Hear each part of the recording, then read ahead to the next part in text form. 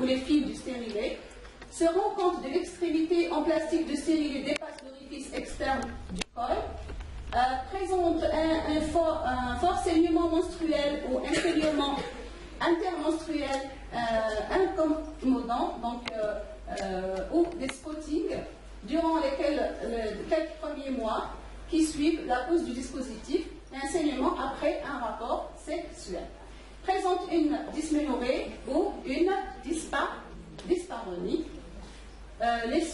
donc saute une menstruation, présente des signes ou symptômes d'infection génito-urinaire ou de grossesse extra-utérine, un signe menstruel donc prolongé ou important, des douleurs persistantes au niveau du bas-ventre ou des douleurs à l'épaule ou dyspareunie au fond du vagin, une fièvre plus de 38 degrés, syndrome pseudo-grippal, et l'écoulement vaginal anormal, des vertiges ou des évanouissements. Tout ça doit être consciente de consulter.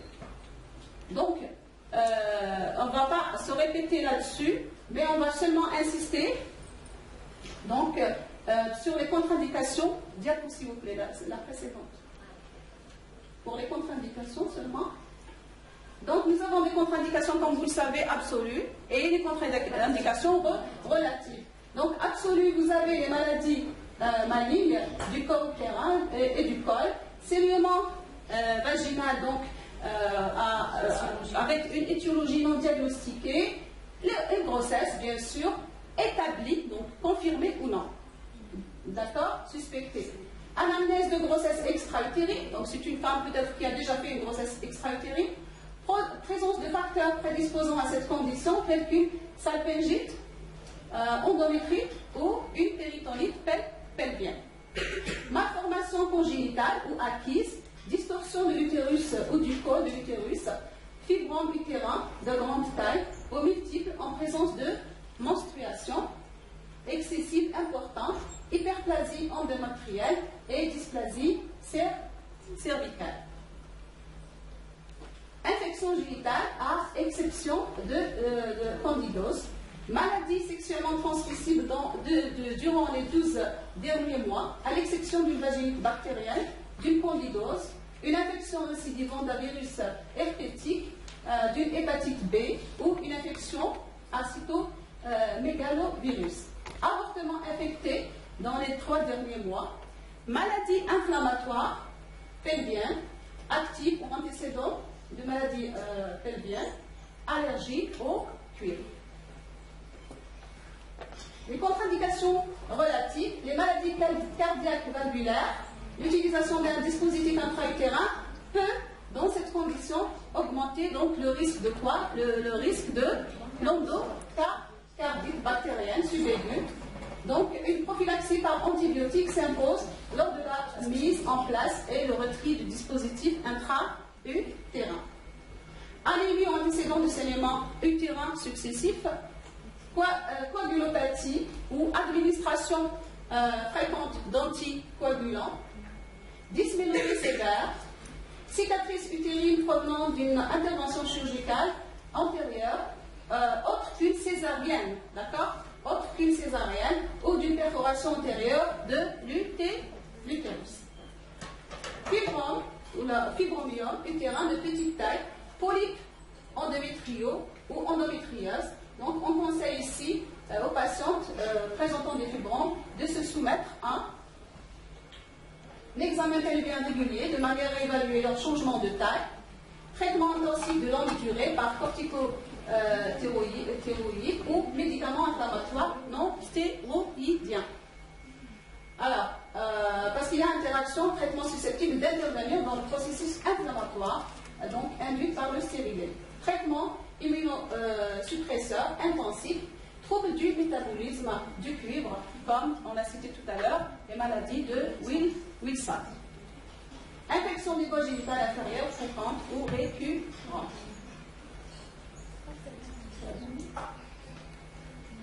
Les effets indésirables, on va revenir là-dessus. Donc, nous avons selon Vidal, toujours, donc il y a les crampes et les douleurs.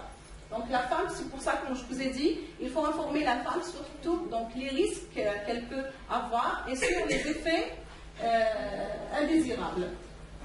Donc nous avons les crampes et les douleurs.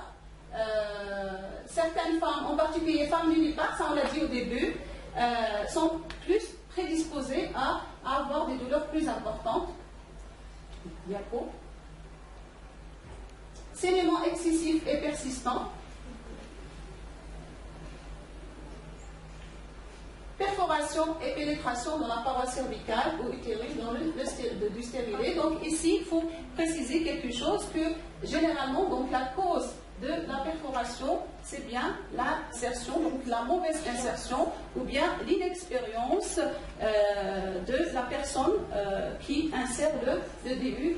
Donc c'est très très important de s'informer d'abord et de pratiquer énormément avant de placer un stérilet pour éviter ces complications. D'accord ? Alors, s'il s'agit d'une perforation totale, l'insertion du stérilet peut être dans la cavité abdominale libre. Donc le stérilet peut être déplacé comme sur un tapis roulant. Donc quand il est inséré, il y a une perforation, il va se déplacer, donc il peut se retrouver par exemple dans l'intestin, dans le foie, etc. C'est comme un tapis roulant. D'accord ? Le stérilet peut se retrouver donc à l'étape supérieure de l'abdomen, le foie, l'estomac, donc qu'on va trouver et qu'on va extraire donc chirurgicalement par célioscopie. Dans d'autres cas, après perforation totale de l'utérus, l'insertion du stérilet se fait pas dans l'organe juxtaposant de l'utérus, les paramètres ou le tube digestif.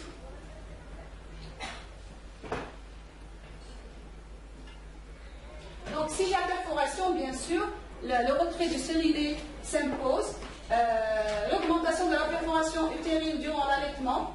Donc, ici, il faut savoir qu'il y a toujours un risque, il y a une augmentation du risque de perforation pendant l'allaitement. C'est pour ça qu'il faut tenir compte de ça quand on place un stérilet chez une femme allaitante. Donc, l'intérêt de connaître préalablement la position exacte de l'utérus pour éviter la perforation, donc par l'examen clinique qui est très important avant de placer un stérilet. Donc, si besoin, on va utiliser l'échographie. Alors, chez les femmes nullipares et chez celles ayant une anamnèse récente d'infection pelvienne traitée, les avantages d'une contraception par l'emploi d'un DU doivent être pesés, ça on l'a déjà dit. Donc, chez une nullipare, il faut toujours peser le pour et le contre. Il faut réfléchir à cause des infections qui peuvent survenir.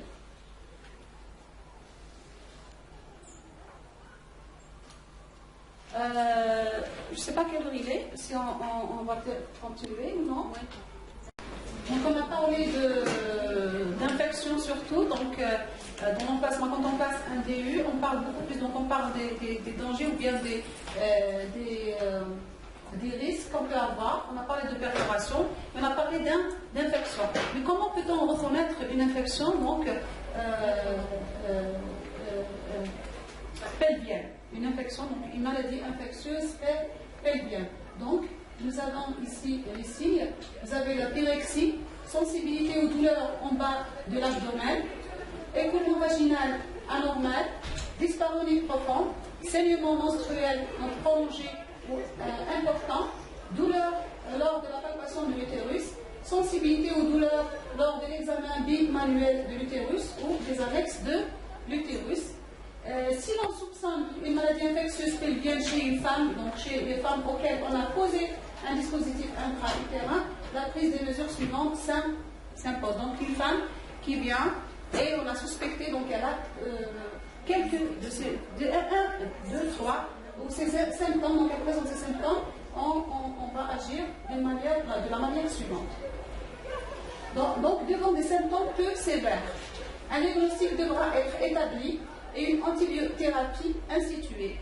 Si aucune réponse n'est obtenue dans les 24 heures, on devra retirer le stérilet. Devant les symptômes de sévérité moyenne, ici, donc présentant des signes cliniques plus définis, on devra retirer le stérilet avant l'institution d'une antibiothérapie et la patiente devra être adressée à un gynécologue pour un avis.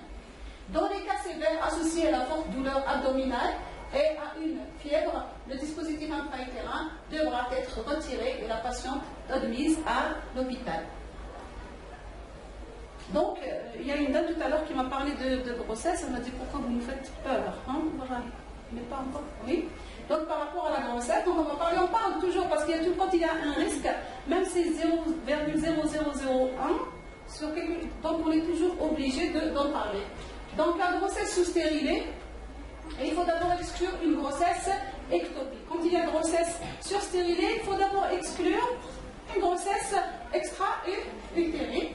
Donc en cas de grossesse intra-utérine, donc elle va être caractérisée, donc une grossesse intra-utérine sur stérilet là, elle va être caractérisée par un risque accru d'avortement. Généralement, elles aboutissent toujours à un avortement. Donc il y a un avortement spontané, septique, rupture prématurée des membranes et l'accouchement prématuré plus tard au cours de la grossesse.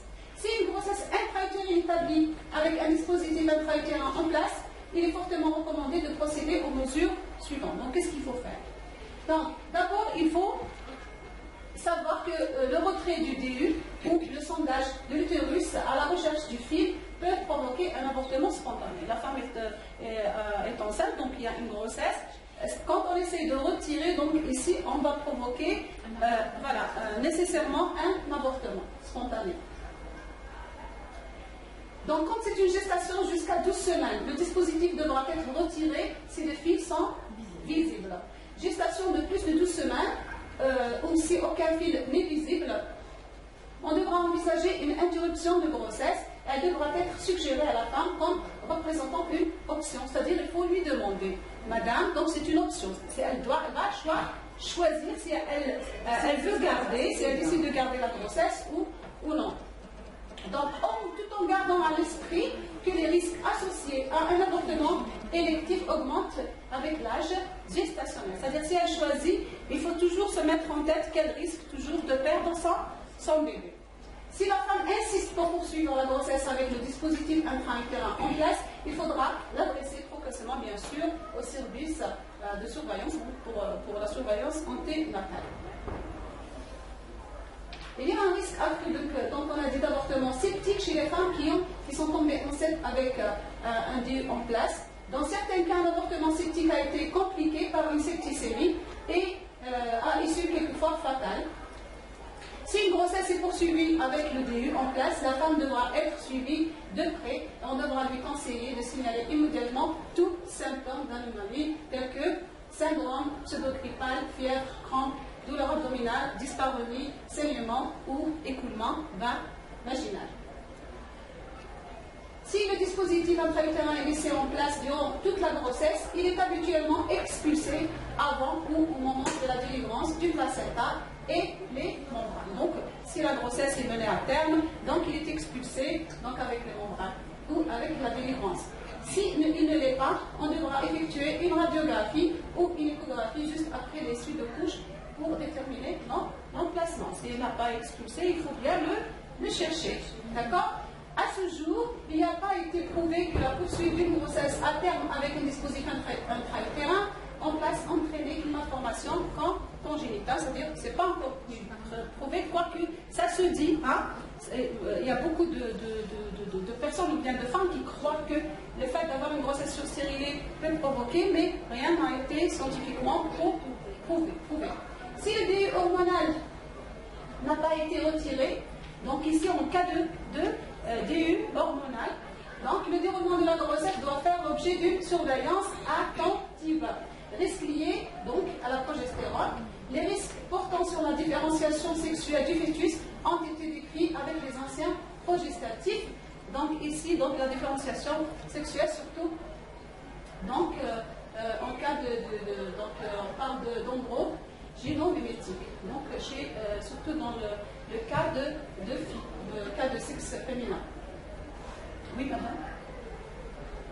Il peut s'agir d'une grossesse extra-utérine. Donc tout à l'heure on a parlé d'une grossesse donc surstérilée, mais une grossesse intra-utérine. Le DU assure une meilleure protection contre une grossesse intra-utérine. D'accord? On est d'accord sur ça. Mais donc que contre une grossesse extra-utérine. Mais attention, il existe des indications qui tendent à suggérer que le risque de cette dernière est également diminué en raison de l'emploi d'un dispositif intra-utérin. Contrairement à ce qu'on pense, donc on dit, bon, quand il y a un stérilet, il assure une contraception contre une grossesse intra-utérine, mais pas une grossesse extra-utérine. Mais avec les recherches, avec bien sûr les statistiques qui ont été faites, on peut dire que le dispositif, parce que maintenant avec l'inflammation qui se fait, avec la destruction, comme on a dit, donc quand on a vu le fonctionnement d'un dispositif intra-utérin, donc il peut même donc éviter une grossesse extra-utérine, contrairement à ce qu'on pense, donc parce qu'on l'incrimine par rapport à la grossesse à la survenue de la grossesse extra-utérine.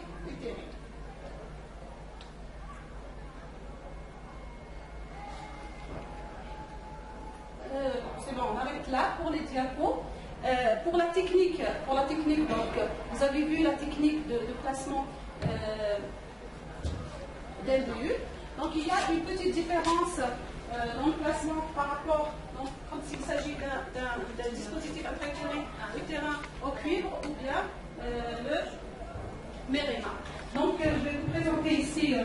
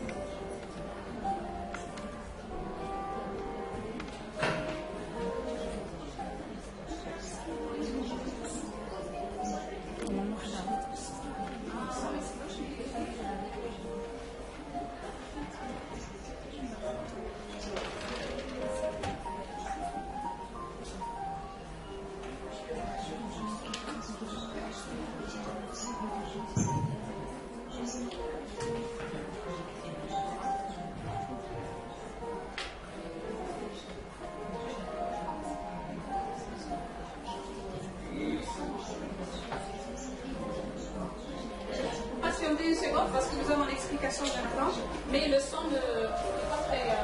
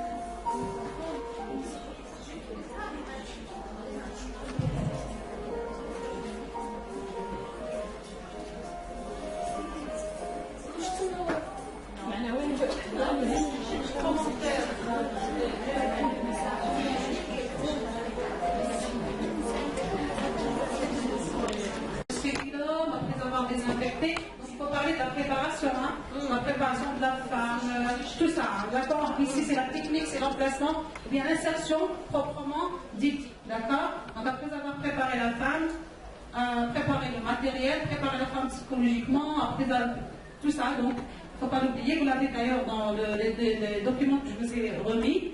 Donc il faut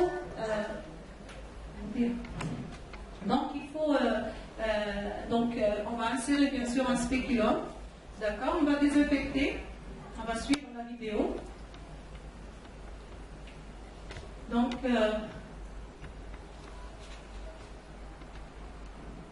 non, ça c'est la deuxième, mais non, c'est la deuxième vidéo, c'est le Cooper. Oui.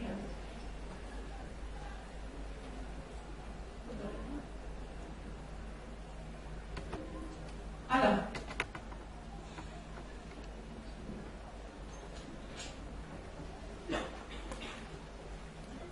donc ce qu'on a dit, c'est après avoir placé le spéculum, donc on va désinfecter la région vaginale et le col, d'accord. On va procéder à quoi? La première chose qu'on fait, ce qui est très important, c'est l'hystérométrie, d'accord.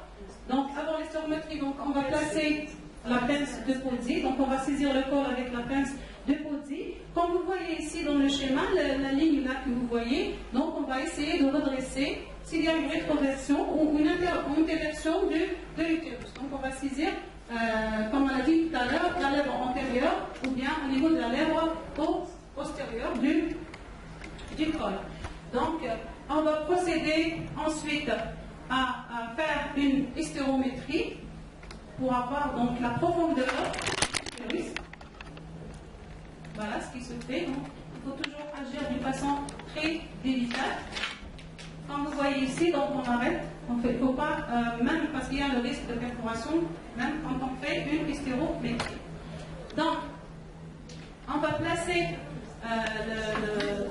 l'ensemble du dispositif, d'accord, toujours en gardant, comme vous voyez, la balle qui est bleue, qui va nous arrêter donc sur le fond. Donc on va pousser légèrement jusqu'à donc libérer au départ, donc on va libérer les côtés latéraux du dispositif. Ensuite on va retirer donc l'inserteur et donc on va couper les fils généralement à 2 cm de long.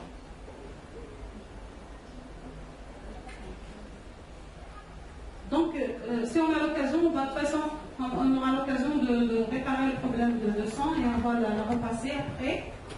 Donc ici, c'est juste à signaler qu'il faut toujours donc, prendre compte, tenir compte de la profondeur. Donc il faut régler la bague bleue dont on a parlé par rapport à la mesure de la profondeur de la cavité utérine. Donc ça, c'est pour l'emplacement, donc pour la vidéo de Mérina, donc placement du stérilet Mérina. Nous avons une deuxième vidéo. Donc ici, c'est le stérilet cuivre Cooper, donc en anglais. Donc il faut essayer d'abord, c'est normalement le sang, il est bon. Il est meilleur, donc on va essayer si on trouve le sang.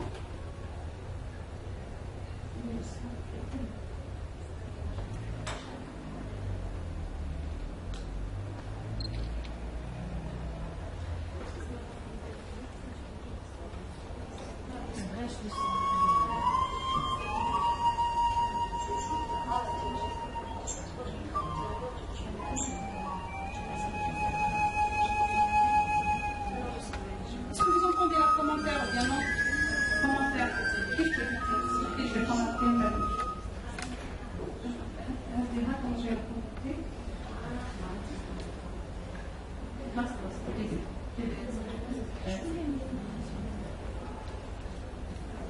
Donc ici, la préparation d'abord du stérilet.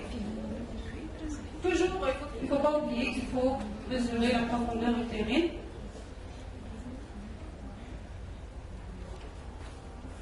Donc ici, nous avons le stérilet dans sa pochette. On va libérer, c'est-à-dire on va ouvrir la pochette au maximum, sans bien sûr, avec ses dents, bien sûr en respectant la sexisme. Alors, donc on va introduire les bouts latéraux dans le tube inserteur. Le bras stérilé est cuivre. Oui, parce qu'on a vu tout à l'heure, je pense que ma collègue avait exposé ça, les différents types. Maintenant, on peut trouver du cuivre même sur les deux latéraux, les bras latéraux. D'accord? Donc on a introduit. Ensuite, on va introduire le poussoir. D'accord? Toujours en réglant la bague. La bague, elle est réglée ici par rapport, donc le bout inférieur par rapport au stéromètre. D'accord? C'est la profondeur de la cavité utérine. Donc on prend l'ensemble et on va l'introduire bien sûr dans la cavité vaginale, dans le canal cervical. Donc ici c'est juste pour préciser la profondeur. Donc comme vous voyez ici, donc on va procéder bien sûr délicatement à l'insertion. Vous voyez toujours, il y a le curseur ce qui est au niveau. Donc vous voyez, il y a toujours un espace qu'on laisse, comme on l'a expliqué tout à l'heure, pour lisser, donc libérer les côtés latéraux du stérilet. On retire donc l'inserteur. D'accord? Donc ici le stérilet est prêt dans la cavité utérine. Toujours donc on procède à couper, ensuite on coupe les fils à 2 cm.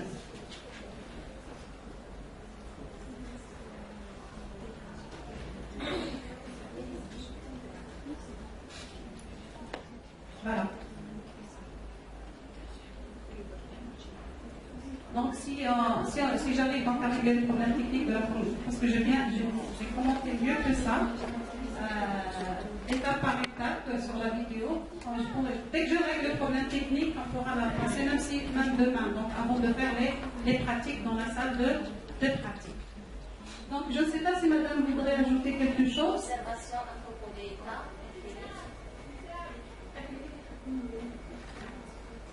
On va faire la résumé. On a vu la contraception orale, la contraception hormonale. À propos de cas, femmes âgées 2 qui consultent, qu'est-ce qu'on va faire? Parce que de toute façon, on aura, je ne sais pas, vous l'avez vu dans votre programme, on va avoir des ateliers. Donc on va faire la pratique, on va faire une certaine correction, une certaine évaluation de la pratique, bien sûr, parce que c'est la pratique qui est la plus importante en fait.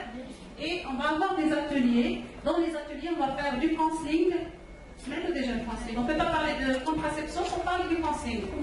D'accord? On va parler de counseling et on va faire des études de cas, c'est-à-dire pour répondre à des questions pertinentes, peut-être parce que, comme je vous ai dit au départ, c'est du cas par cas. Même si on connaît l'insertion, on connaît la théorie en général, ensuite on a des cas spécifiques qu'on doit traiter chacun avec sa spécificité. D'accord?